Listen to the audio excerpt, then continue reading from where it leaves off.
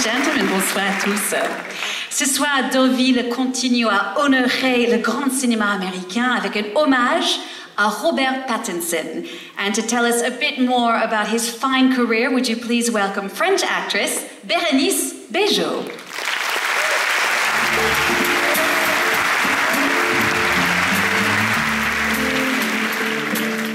Bonsoir. My dear Robert, la première fois que je t'ai vu à l'écran, c'était en août 2008. J'étais dans un grand lit double, coincée entre mon mec et ses deux filles âgées de 5 et 10 ans. Twilight, épisode 1. Waouh! Je m'en souviens super bien. C'était vraiment cool. C'est cool de voir les films que nos enfants adorent. Ils sont tellement fiers de nous les montrer. On s'est vraiment bien amusés. Je crois que Michel et moi étions un peu vieux pour comprendre toutes les subtilités du film. Mais par contre, quelque chose était évident en regardant le film, ton charisme. Ça, c'est un truc qui ne s'explique pas, qui ne s'invente pas et qui ne se fabrique pas. C'était un joli moment en famille pendant lequel tu as mis tout le monde d'accord. La première fois que je t'ai approché pour de vrai, c'était à Cannes. Bon, en réalité, j'ai juste entendu des gens hurler ton nom, surtout des filles d'ailleurs. Toi, tu faisais ton possible pour ne pas te faire écraser. Et je n'ai vu de toi que le haut de ta tête, au milieu de 800 iPhones braqués vers toi. C'était en 2011. Tu venais pour le dernier épisode de la saga Twilight. Et toute la croisette ne parlait que de vous. La première fois que je t'ai réellement vu, en chair et en os, c'était en 2012 à Cannes. Et oui, encore et toujours. Heureusement qu'il y a Deauville pour casser un peu cette routine. Et j'ai assisté à la projo officielle du film de Cronenberg, Cosmopolis. Tout le monde voulait savoir ce que Cronenberg avait bien pu faire de toi. Tu n'étais pas là où les gens t'attendaient, et tu étais formidable, intense, atomisé et très juste. Et à partir de ce moment-là, j'ai commencé à oublier le vampire qui était en toi. D'ailleurs, je dois dire que je n'étais pas la seule. Tu es reparti sans prix d'interprétation que tu aurais aussi bien pu avoir, mais tu as gagné une nouvelle place dans le cinéma. En faisant ce film-là, avec Cronenberg, tu as fait un choix important dans la lignée des acteurs comme Brando, Redford ou Al Pacino, qui ont su mettre leur statut de star au service du cinéma indépendant. Tu es revenu à Cannes en 2014, en compétition, encore avec Cronenberg, Map to the Stars. J'y étais aussi, en compétition, mais contrairement au film que je présentais, pour vous, ça s'est très bien passé. Je me souviens qu'une fois encore, on parlait de toi sur la croisette, de ce petit rôle génial que tu as interprété avec malice. Tu tordais encore une fois ton image de jeune ado gentil aux dents longues. Et puis, un jour, on s'est finalement rencontrés. Ce n'était pas à Cannes, et ce n'était pas par hasard. C'était prévu, organisé et mis en scène par Brady Corbet. C'était en 2015, à Budapest. Le film s'appelle L'enfance d'un chef. Tu avais un second rôle. J'ai trouvé ça super classe. Brady me parlait de toi sans cesse avant le tournage. Rob par-ci, Rob par-là. Très vite, tu es devenu Rob pour moi. Et conversation après conversation se dessinait dans ma tête un nouveau Robert Pattinson. Un Rob que j'allais rencontrer et côtoyer et avec qui j'allais jouer, avec qui j'allais échanger. Un Rob humain, quoi. Pas la star Robert Pattinson. Juste Rob. D'ailleurs, avant de te connaître, je me voyais bien t'appeler Rob. Je trouvais ça... ça me faisait rire, quoi. Bon, finalement, j'ai pas osé. Trop de pudeur, sans doute. Brady t'aime et t'admire beaucoup. Sans toi, il n'aurait pas pu faire son film. En tous les cas, pas comme il l'a fait. Alors merci, parce que c'est un très beau film et j'en suis très fière. Dans ce film, tu joues un ami de mon mari qu'on imagine être mon amant. Non, je dis imagine car rien n'est montré. Je le précise parce que moi qui n'aime pas spécialement jouer les scènes d'amour, avec toi, Enfin bon, bref. Mais bon, non, ça c'est pas fait. C'est pas toujours facile d'être actrice, hein.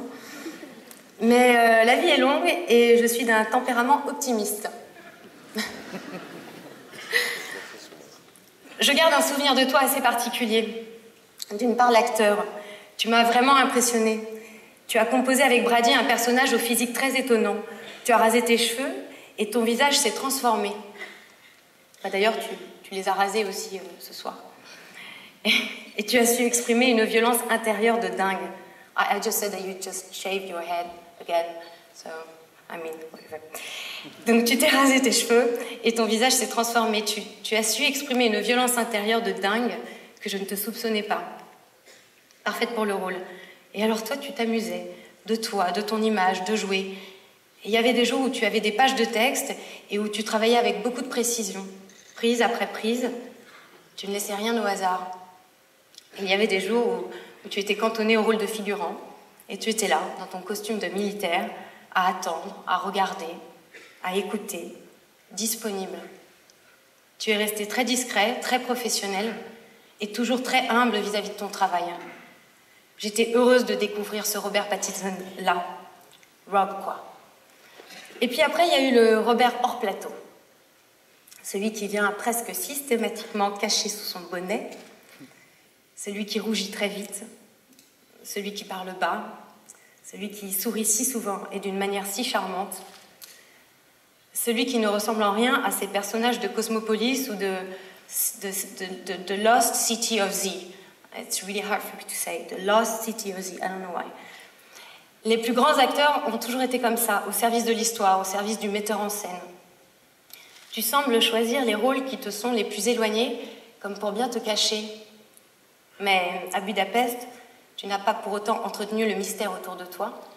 Et nous avons beaucoup partagé et discuté de beaucoup de choses. On a parlé un peu des êtres qui nous sont chers, avec pudeur et respect. Et on a parlé de cinéma, beaucoup. J'ai découvert que tu étais un cinéphile, que tu avais un avis bien tranché, pointu et parfois surprenant sur le cinéma et notamment sur le cinéma français. Oui, pour moi, tu es un être riche, plein de contradictions et en même temps très cohérent. On t'imagine d'une certaine manière et en réalité, tu es tout autre. C'est la force des grands acteurs. Ils brouillent les pistes pour ne jamais être mis dans une case. Tu nous embrouilles pour pouvoir nous surprendre. Eh bien, ça marche. Il y a quelques jours, j'expliquais à mon fils, Lucien, qui a 9 ans, que j'allais devoir m'absenter ce week-end, car j'allais remettre un prix d'honneur à Deauville à Robert Pattinson. Alors mon fils m'a regardé, inquiet, et il m'a dit « Mais pourquoi ce prix? Il arrête de faire du cinéma, ce Robert Pattinson ?» Mon cher Robert, j'espère que tu ne vas pas t'arrêter là. Ça serait dommage. Continue à nous surprendre. D'ailleurs, je sais que tu sors un film mercredi prochain.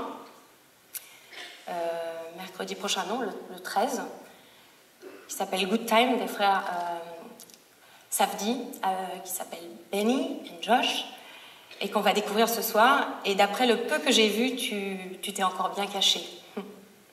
Tu ne ressembles à rien de ce qu'on a déjà pu voir de toi. Ce film, d'ailleurs, était en compétition officielle à Cannes cette année. Ben, tu sais quoi, moi aussi j'y étais cette année. C'est dingue quand même ce truc entre toi, moi et Cannes, hein? Bon, et c'est fou d'ailleurs parce que mon film, il sort le même jour que toi aussi. Alors tu sais quoi, je te souhaite que ton film marche. Mais juste un peu, hein, pas trop quand même, parce que faut en laisser un peu pour les autres, quoi. Rob, je suis très heureuse ce soir de te donner ce prix que tu mérites. Et je te souhaite de continuer cette magnifique carrière.